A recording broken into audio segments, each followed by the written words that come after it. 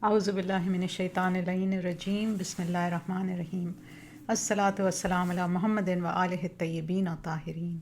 Rabbi shrah li sadri wa yassir li amri wa hlul 'uqdatam min lisani yafqahu qawli. Rabbi zidni ilman. So, assalamu alaikum everyone. The reflection that we're going to be doing today is from Surah Al-Hujurat, chapter 49, and it's verse 11. And it talks about how Allah tells us not to mock or make fun of others. So many of us love a good laugh. I know I do. I consider myself to have a very good sense of humor. But in this age of division and polarization, the problem is that there's a lot of content out there which attempts to make us laugh at the cost of other people. So, sometimes mocking and laughing at others is considered to be quote unquote just harmless fun. However, the verse below reminds us that Allah considers this a very serious matter. So Surah Hujurat, as we know, is full of advice on social relationships. And in this particular verse, Allah is addressing the believers and saying, "O you who believe, let not one people deride another," which means mocking or making fun of. It may be that they are better than they. Nor let women deride other women. It may be that they are better than they. So what is this verse telling us? It's advising the believers from engaging in expressing contempt for, ridiculing, teasing, or laughing at others in a scornful manner. It is interesting that although people includes women, here Allah has chosen to address the women separately, even though they're included. When He's talking about let not one people deride another. Women are obviously included in people, and yet He addresses the women separately. And scholars explain that is to make doubly sure that believers do not engage in this destructive and hurtful behavior. And also because both genders may laugh at each other for different reasons. Men and women make fun of each other for different reasons and in different ways. Scholars also explain that this verse includes all kinds of communication meant to belittle or laugh at someone, whether it is through words, subtle body language, or even imitation. So if the intention is to ridicule or make others laugh at the person or laugh, at them yourself, the offending behavior would be captured in the scope of this verse. And the verse before this one obligated the believers to make peace between themselves, as we have already covered. And this verse points to some ways that peace and harmony between people is eroded and relationships soured. So let's delve a little bit deeper into the issue of mocking and making fun of others, those whom we are connected to and those whom we don't know well at all. Or, sometimes we are making fun of groups of people who we don't know personally. So, one of the most destructive things we can do for our relationships is when we make fun of or mock people we are connected to. Contempt, it is said, is the ultimate relationship poison. And psychologists identify mockery, ridicule, and looking down on others as a form of contempt. And Dr. John Gottman, one of the world's leading relationship researchers, who we've quoted many times, has found that contempt is actually the number one predictor of divorce and relationship breakdown. And he describes contempt as when we treat others with disrespect, mock them with sarcasm, roll our eyes, or sneer at them. We make them feel despised and worthless. Contempt is a poison that destroys love and trust in relationships. Now, contempt includes behaviors such as, sarcasm and mocking, obviously, eye rolling, dismissive gestures, speaking in a condescending tone, insulting someone's intelligence or worth, or belittling someone's opinions or feelings. And basically anything that, what is contempt? We notice that there is something different about the other person, something that we may not recognize or identify with ourselves, and we look down upon it. In other words, that it is something bad or different or not worth anything. So in his research, what Dr. Gottman found was that when contempt enters a relationship, whether it is a marriage, a friendship, or workplace, it creates a downward spiral of negativity. People who experience contempt in their relationships feel devalued, disconnected, and emotionally drained. And women who live in relationships where there is contempt have shown to have depressed immune systems, and they're more likely to get sick. This is, many research studies have confirmed that the impact of contempt is very damaging, and especially on women. So this aligns perfectly with Islamic teachings, where mockery and belittling others are seen as serious moral violations that erode the fabric of relationships and society.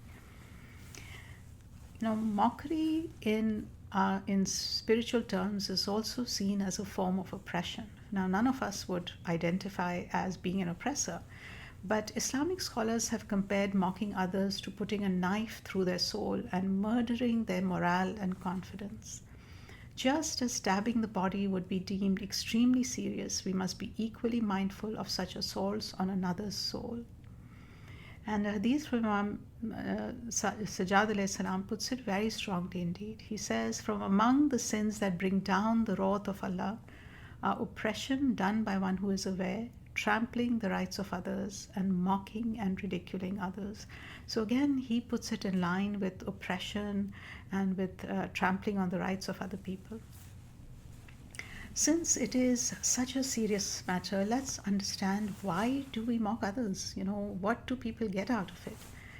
Because once we understand mockery and contempt, maybe it can help us be more mindful of our own actions, right? The first, very apparent or surface level reason is to feel superior. People who may feel not that self-confident or don't have that much self-esteem may mock others to kind of boost their self-esteem or to assert dominance. Even if a group is mocking somebody, right, we may join in the laughter at someone's expense just to feel accepted in a group, right, just to fit in, which we all want to do. No one wants to be rejected. And again, when we don't have the confidence to stand up to things that are not okay, then we do things which we later don't feel good about ourselves, right? So related to that, very often we mock others and we look down on others to mask our own insecurity. We are projecting our own self-doubts onto someone else, and it stops us from looking at our own selves, right? It's so much easier to look at others than to deal with the muck that's inside. And lastly, because it is so normalized. Society often normalizes sarcasm, teasing, the young people call it roasting, right, as entertainment, just picking on someone and making fun of them. Terms like this kind of desensitize us to its harmful impact. And it's really a good idea to wake up, when we read verses of the Quran, and kind of become mindful of what we're doing. So how can we avoid contempt and mockery? How do we make sure that we're not part of those people who this verse is talking about? So, we have to be mindful of our speech and actions. If we catch ourselves laughing at someone's expense, imitating them, or making sarcastic remarks, we should pause and reflect. Would I want someone to say this about me? How would this person feel if they just heard me, right? And, even so much of our interactions are on social media these days. So we also have to think before forwarding, liking, or sharing content. Social media often encourages mockery in the form of memes, videos, or jokes about others. And we have to ask ourselves, is this uplifting or demeaning? What good am I doing by, promoting this kind of behavior? When we can, it's not easy, right? But in a group where someone is being mocked, we can try to shift the conversation towards something more positive, to give a very clear signal that we are not interested in being those who oppress others in this way. Of course, we can also begin by teaching our children and youth about respect, because mockery often begins in childhood. Children can be very mean to each other, and of course they are good inside, like we've said, and this is behavior that is learned, right? They pick it up from others. So, helping children understand the impact of their words can create a culture of kindness rather than mockery. And the hardest of all, to apologize if we have mocked someone. If we have hurt someone in the past, making amends and seeking forgiveness can repair the damage. A very important thing about asking for forgiveness is that when we put ourselves in that uncomfortable position of asking for forgiveness, because it is very uncomfortable, right? We will think twice about doing something else because we will remember how uncomfortable it was, right? So let us remind ourselves that mockery and contempt may seem really trivial in the moment, but the impact on the recipient can last a lifetime. And this verse also very importantly reminds us that, while we may be making fun of other people, it clearly says that you don't know that they may be better than you, right? Because Allah again does not look at the apparent. He doesn't look at how people look, how they talk, how educated they are, what kind of taste they have in clothes. What He is looking as is taqwa, is the inside, how connected they are to Him. And when we are making fun of people who are closer to Allah than we realize or that we may be, the joke's really on us, right? So let us commit to speaking with dignity, with respect, and with kindness, so that our words, they uplift, they support, rather than wound anyone else. So, Assalamu alaikum wa rahmatullahi wa barakatuh.